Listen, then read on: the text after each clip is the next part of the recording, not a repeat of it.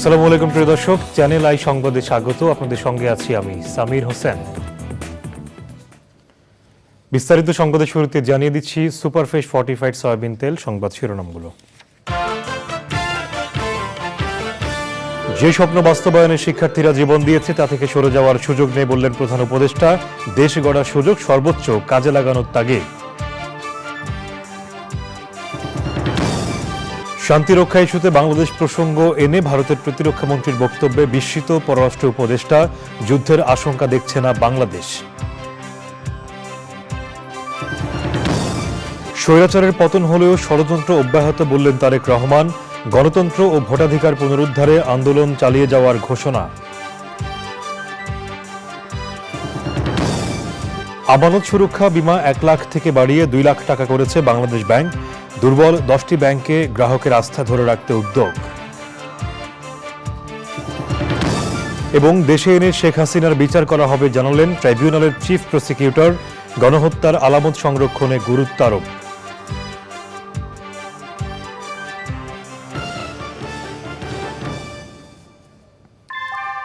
আমরা তৈরি করি বিশ্বমানের জার্মান প্রযুক্তির ভূমিকম্প সহনশীল থার্মেক্স রড, যা আপনার স্থাপনাকে নিরাপদ রাখে প্রজন্ম থেকে প্রজন্ম। সালাম স্টিল, মোস্ট ডিউরেবল স্টিল।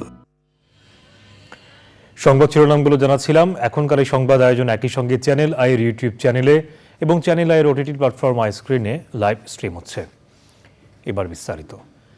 প্রধান উপদেষ্টা ডক্টর মোহাম্মদ ইউনূস বলেছেন, যে স্বপ্ন বাস্তবায়নে শিক্ষার্থীরা জীবন দিয়েছে সেই স্বপ্ন বাস্তবায়নের প্রতিজ্ঞা থেকে সরে যাওয়ার সুযোগ নেই। শিক্ষার্থীদের সঙ্গে মতবিনিময় দেশ গড়ার সুযোগ সর্বোচ্চভাবে কাজে লাগানোর তাগিদ দিয়ে প্রধান উপদেষ্টা বলেন, দেশকে এমনভাবে গড়তে হবে যেন বাংলাদেশ বিশ্বের সম্মানিত রাষ্ট্র হিসেবে প্রতিষ্ঠা লাভ করে। সাদি মাহমুদের রিপোর্ট। গণ অভ্যুত্থানের মধ্য দিয়ে দায়িত্ব নেয়া অন্তর্বর্তী সরকারের 1 মাস। যে শিক্ষার্থীদের গণ অভ্যুত্থানে আওয়ামী লীগ সরকারের পতন হয়েছে সেই শিক্ষার্থীদের সঙ্গেই এবার মতবিনিময়ে অন্তর্বর্তী সরকারের প্রধান উপদেষ্টা ডক্টর মোহাম্মদ ইউনূস। সরকার গঠনের পর শিক্ষার্থীদের সঙ্গে এটি তার প্রথম আনুষ্ঠানিক বৈঠক। মতবিনিময়ের শুরুতেই উঠে আসে ছাত্র আন্দোলনে শহীদ শিক্ষার্থীদের প্রসঙ্গ। প্রধান উপদেষ্টা তাদের অবদানের কথা স্মরণ করে বলেন, তারা যে নতুন বাংলাদেশের স্বপ্ন নিয়ে জীবন দিয়েছে সেই স্বপ্ন বাস্তবায়ন করতেই হবে। যে স্বপ্নের জন্য যারা প্রাণ দিয়েছে সেই স্বপ্নকে আমরা বাস্তবায়ন করবই। আমাদের যোগ্যতা না থাকতে পারে, আমাদের ক্ষমতা না থাকতে পারে,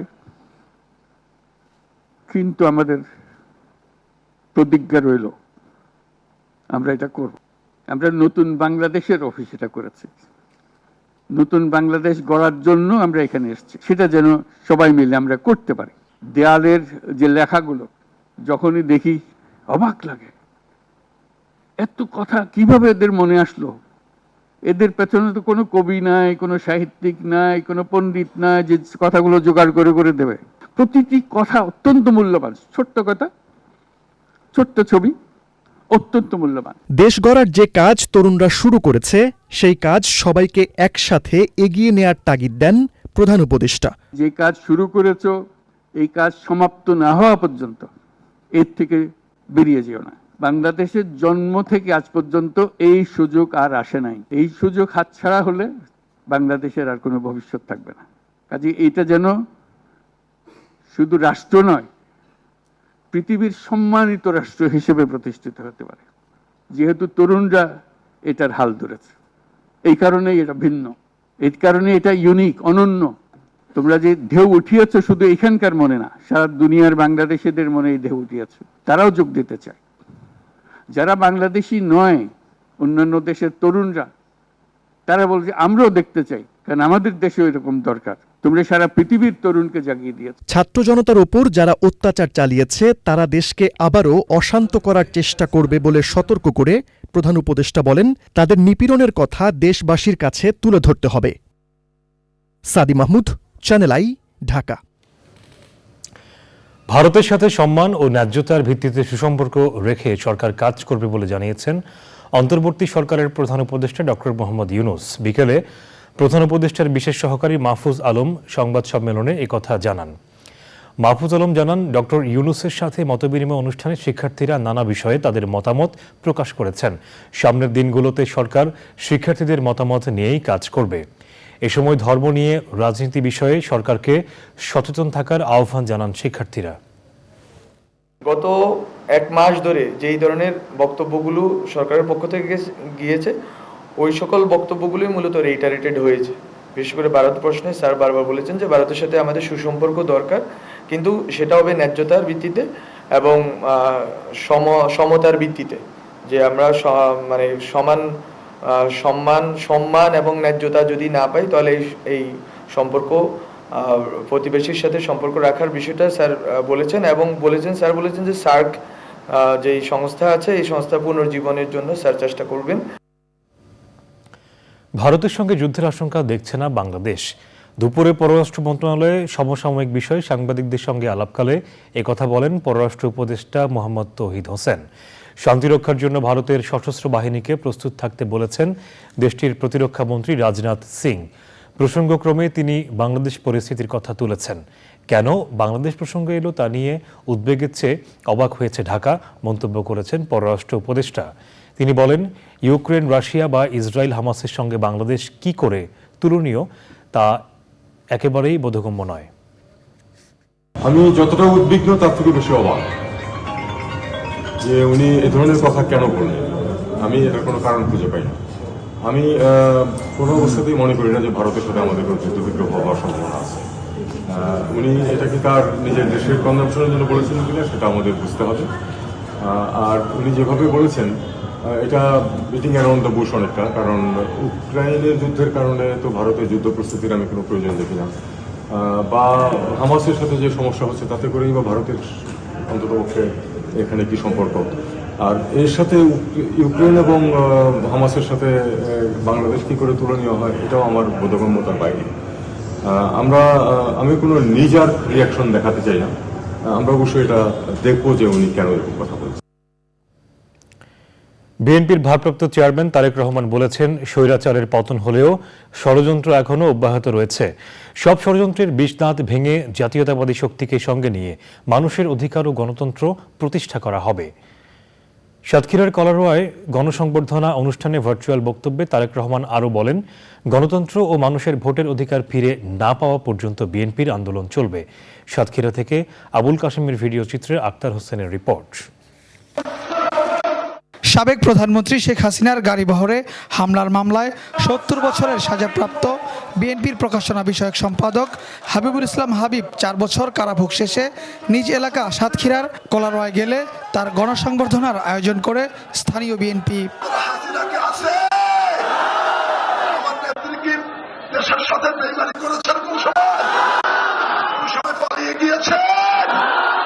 ওই অনুষ্ঠানে ভার্চুয়ালি যুক্ত হয়ে বিএনপির ভারপ্রাপ্ত চেয়ারম্যান তারেক রহমান বলেন, বিএনপি সব সময় উন্নয়ন ও উৎপাদনের রাজনীতিতে বিশ্বাস করে।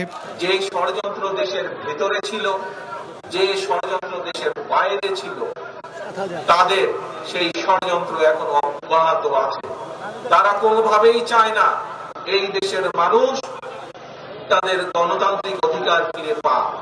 কারণ একটু আগেই আপনাদের বলেছি আমি, দেশের মানুষ যদি গণতান্ত্রিক অধিকার ফিরে পায় তাহলে এই দেশের মানুষ রাজনৈতিকভাবে শক্তিশালী হতে পারবে। জাতীয়তাবাদী শক্তিকে সঙ্গে নিয়ে সকল ষড়যন্ত্রের বিষধাত ভেঙে দেওয়ার কথা বলেন তারেক রহমান।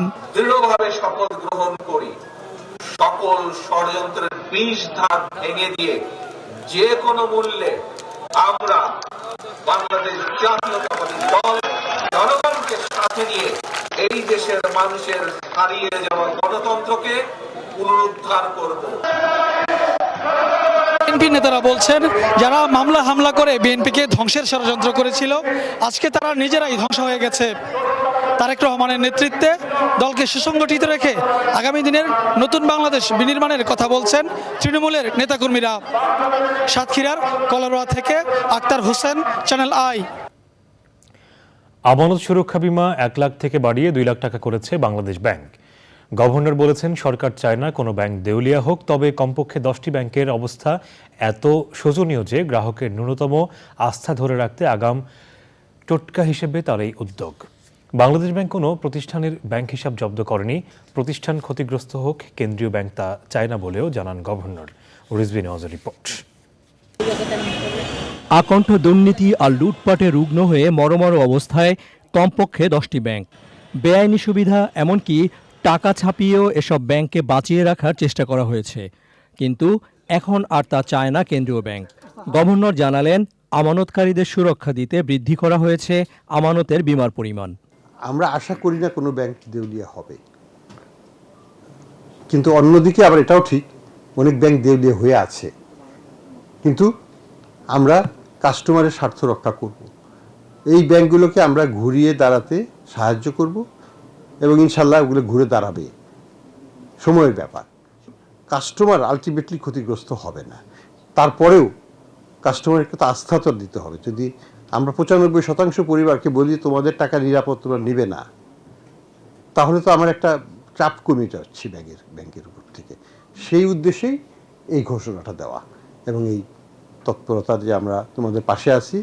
95% পরিবার, ব্যক্তি বা বিজনেস, তাদের একটা পয়সা হারানোর কোনো সম্ভাবনা নাই।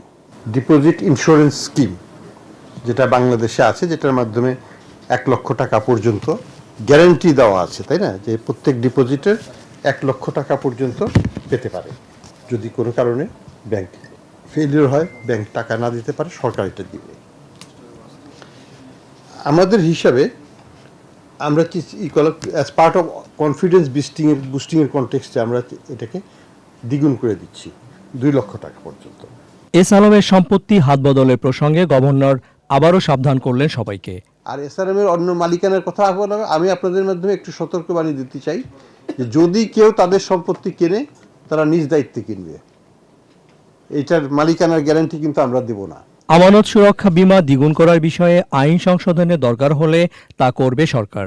তবে 2 লাখ টাকা পাওয়ার বিষয়টি এখনই কার্যকর হবে বলে সংবাদ সম্মেলনে জানানো হয়। Rizvi Nawaz, channel I, Dhaka. গণহত্যার দায়ে প্রধান অভিযুক্ত সাবেক প্রধানমন্ত্রী শেখ হাসিনাকে ফিরিয়ে এনে বিচারের মুখোমুখি করা হবে বলে জানিয়েছেন নবনিযুক্ত চিফ প্রসিকিউটর তাজুল ইসলাম। একই সাথে অন্য অপরাধীরা যাতে পালিয়ে যেতে না পারে সেই পদক্ষেপ নেবেন তারা। চিফ প্রসিকিউটর বলেন, জুলাই হত্যাকাণ্ডের তাজা প্রমাণ দ্রুত সংগ্রহ করে বিচারের জন্য প্রস্তুত রাখাই হবে তাদের প্রধান চ্যালেঞ্জ। আত্মপ্রকাশ করল জাতীয় নাগরিক কমিটি। জনতাকে সংগঠিত করা, অন্তর্বর্তী সরকারকে সহযোগিতা ও জবাবদিহিতার আওতায় আনতে এই কমিটি কাজ করবে। 55 সদস্যের কমিটির আহ্বায়ক নাসির উদ্দিন পাটোয়ারি এবং সদস্য সচিব আখতার হোসেন। বিস্তারিত জানাচ্ছেন রফিকুল বাশার। অন্তর্বর্তী সরকারের 1 মাসের মাথায় তাদের সহযোগিতার জন্য আত্মপ্রকাশ করল জাতীয় নাগরিক কমিটি। কেন্দ্রীয় শহীদ মিনারে আনুষ্ঠানিকভাবে 55 সদস্যের এই কমিটি আত্মপ্রকাশের ঘোষণা দেওয়া হয়। দল নয়, রাষ্ট্র গঠনে কাজ করবে এই কমিটি। দলীয় ভেদাভেদ ভুলে বাংলাদেশ গঠনে কাজ করার ঘোষণা দেন তারা। ছাত্র জনতার অভ্যুত্থানের মধ্য দিয়ে প্রতিফলিত হওয়া সামষ্টিক অভিপ্রায় ও গণতান্ত্রিক আকাঙ্ক্ষাকে সমুন্নত রাখা, ছাত্র জনতার উপর সংঘটিত নির্মম হত্যাযজ্ঞে জড়িতদের বিচারের আওতায় এনে শাস্তি নিশ্চিত করার লক্ষ্যে প্রয়োজনীয় কর্মসূচি গ্রহণ করা, রাষ্ট্রের জরুরি সংস্কার ও পুনর্গঠন করার লক্ষ্যে অন্তর্বর্তীকালীন সরকারের জবাবদিহিতা ও সহযোগিতার পরিসর তৈরি করা, বিভিন্ন সামাজিক, সাংস্কৃতিক ও রাজনৈতিক উদ্যোগের সাথে আলোচনা, মত বিনিময় ও গণমুখী কর্মসূচির মাধ্যমে সর্বস্তরের জনতাকে সংহত করার লক্ষ্যে কাজ করা, দেশের সর্বস্তরের সামাজিক, সাংস্কৃতিক ও ধর্মীয় নেতৃত্বকে সংহত করে গণঅভ্যুত্থানের আকাঙ্ক্ষা সমুন্নত করে রাখার লক্ষ্যে ফ্যাসিবাদী কাঠামো ও শক্তির বিরুদ্ধে পর্যায়ক্রমে বিভাগীয় এবং তৃণমূল পর্যায়েও কমিটি করা হবে। গণঅভ্যুত্থানের স্পিরিটকে ধারণ করে নতুনভাবে বাংলাদেশটা গঠন করবে এবং সেই সকল তরুণদেরকে সামনে রেখে আপনারা যারা সমাজের অভিজ্ঞজন রয়েছেন তাদেরকে বুদ্ধি পরামর্শ দিয়ে সহযোগিতার মধ্যে, আর তরুণরা তাদের বুদ্ধি পরামর্শ এবং তেজদীপ্ত তাদের কর্মস্পৃহা দিয়ে ছাত্রদের সাথে কাঁধে কাঁধ মিলে আগামীর বাংলাদেশটা তারাই গঠন করবে। সেই প্রতিশ্রুতিবদ্ধ থেকে আমরা তরুণ সমাজের কাছে আহ্বান জানাচ্ছি যে আপনারা সবাই গ্রাম, পাড়ায়, মহল্লায়, বিভিন্ন বিভাগ, সিটি কর্পোরেশন যেখানে আছেন সবাই নিজেদের জায়গায় ঐক্যবদ্ধ হন। অনুষ্ঠানের শুরুতে বৈষম্য বিরোধী ছাত্র আন্দোলনে শহীদদের স্মরণে 1 মিনিট নীরবতা পালন করা হয়। Rafiqul Bashar, channel I, Dhaka. বৈষম্য বিরোধী ছাত্র আন্দোলনের সমন্বয়ক হাসনাত আব্দুল্লাহ হুঁশিয়ার করে বলেছেন, দ্বিতীয় স্বাধীনতাকে পুঁজি করে দেশে আবার দুর্নীতি শুরু করলে ছাত্র নাগরিক তাদের বিষ দাঁত উপড়ে ফেলবে। চট্টগ্রামের লালদিঘি ময়দানে বৈষম্য বিরোধী ছাত্র আন্দোলনের প্রথম বিভাগীয় সমাবেশে তিনি একথা বলেন। সমন্বয়ক হাসনাত আব্দুল্লাহ আরও বলেন, রাষ্ট্র সংস্কারে অন্তর্বর্তী সরকারকে সব ধরনের সহায়তা করবে ছাত্র সমাজ। প্রশাসন ও পুলিশকে যারা সহায়তা করবে না তাদের হুঁশিয়ার করেন তিনি। সমাবেশে চট্টগ্রামের সমন্বয়ক রাসেল আহমেদ ও খান তালাত মাহমুদ রাফি চাঁদাবাজি, টেন্ডারবাজি ও দুর্নীতির বিরুদ্ধে কঠোর হুঁশিয়ারি করেন।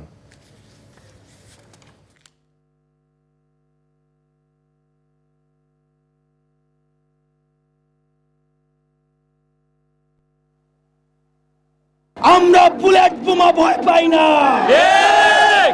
আপনারা সতর্ক হয়ে যান। আমাদের দ্বিতীয় স্বাধীনতাকে পুঁজি করে আপনারা যদি ভেবে থাকেন যে আপনারা আবার দুর্নীতি শুরু করবেন, তাহলে ছাত্র নাগরিক আপনাদের বিষ দাঁত উপড়ে ফেলবে। সংবাদের এই পর্যায়ে আবারও নিচ্ছে বিরতি, আর বিরতির পর জানিয়ে ফিরছি।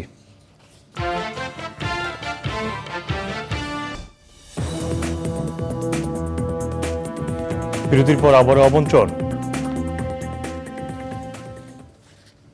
এবারে আমিন জুয়েলার্স আন্তর্জাতিক সংবাদ।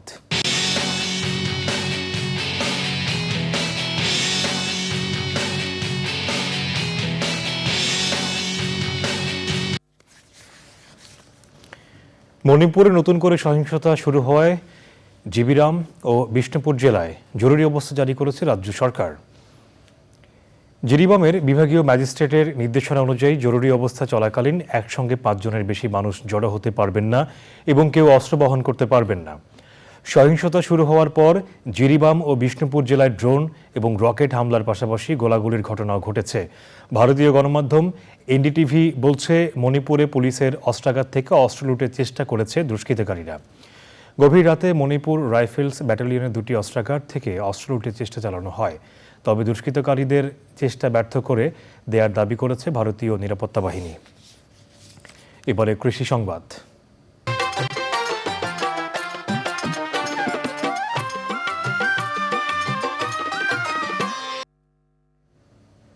বন্যায় রাঙামাটিতে ফসলি জমির ব্যাপক ক্ষতি হয়েছে। জেলার বাঘাইছড়ি, লংগদু, বরকল, বিলাইছড়ি, ননিয়ারচর ও জুরাইছড়ি সহ বিভিন্ন উপজেলার ফসলি জমি পানিতে ডুবে গেছে। ক্ষতিগ্রস্ত কৃষকের সংখ্যা দাঁড়িয়েছে 10,000-এরও বেশি।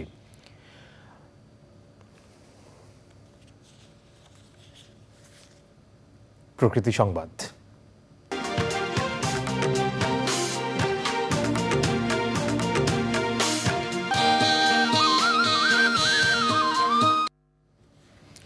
বিকল্প কর্মসংস্থানে বদলে যাচ্ছে কক্সবাজারের বনজীবীদের জীবন। নকশি কাঁথা সহ হাতের কাজ করে সচ্ছলতা এসেছে এসব দরিদ্র জনগোষ্ঠীর জীবনে।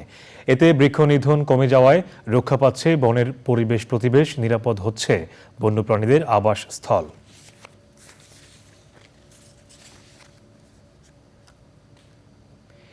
এক্সিম ব্যাংক বাণিজ্য সংবাদ।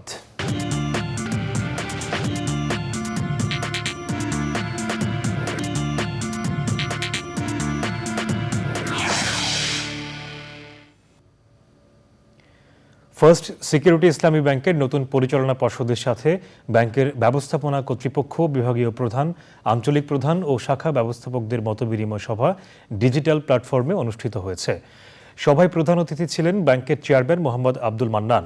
বিশেষ অতিথি ছিলেন ব্যাংকের ভাইস চেয়ারম্যান, বাংলাদেশ ব্যাংকের সাবেক নির্বাহী পরিচালক মোহাম্মদ আজিজুর রহমান, এক্সিকিউটিভ কমিটির চেয়ারম্যান, উত্তরা ব্যাংকের সাবেক উপব্যবস্থাপনা পরিচালক মোহাম্মদ আব্দুল কুদ্দুস সহ ব্যাংকের ঊর্ধ্বতন কর্মকর্তারা। সভায় সভাপতিত্ব করেন ব্যাংকের ব্যবস্থাপনা পরিচালক সৈয়দ ওয়াসেক মোহাম্মদ আলী। সভায় বৈষম্য বিরোধী ছাত্র আন্দোলনের শহীদদের প্রতি বিশেষ শ্রদ্ধা জানিয়ে দেশের আর্থিক ক্ষেত্রে বৈষম্য দূর করার ব্যাপারে অগ্রণী ভূমিকা পালনের প্রতিজ্ঞা করা হয়। সংবাদের এই পর্যায়ে নিচ্ছে আরও একটি বিরতি, আর বিরতির পর জানিয়ে ফিরছি।